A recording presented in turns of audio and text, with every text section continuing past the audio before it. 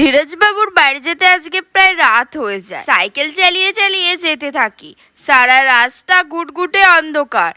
রাস্তার মধ্যে কোনো জনপ্রাণীও নেই, ফাঁকা মাঠ। সে একা সাইকেল চালিয়ে যেতে থাকি। হঠাৎই কিছু শব্দ শুনে ধীরজবাবু যখন পেছন দিকে তাকায়, দেখে যে ওখানে কেউ নেই। ধীরজবাবু তখন ভয়তে থরথর করে কাঁপতে থাকে। আবার যখন পেছন দিকে তাকায়, দেখে যে এক মহিলা তার দিকে আসছে, লাল শাড়ি পরে, লাল শাড়ি দিয়ে মুখটা চাপা দিয়া, পায়ে নূপুর পরে ছমছম আওয়াজ করতে করতে ধীরজবাবুর সামনে আসে। ধীরজবাবু ভয়তে সাইকেল থামিয়ে তার দিকে তাকিয়ে থাকে। তার দিকে যখন তাকায়, দেখে যে তার মুখ দিয়ে দাঁত দিয়ে রক্ত টস টস করে পড়ছে।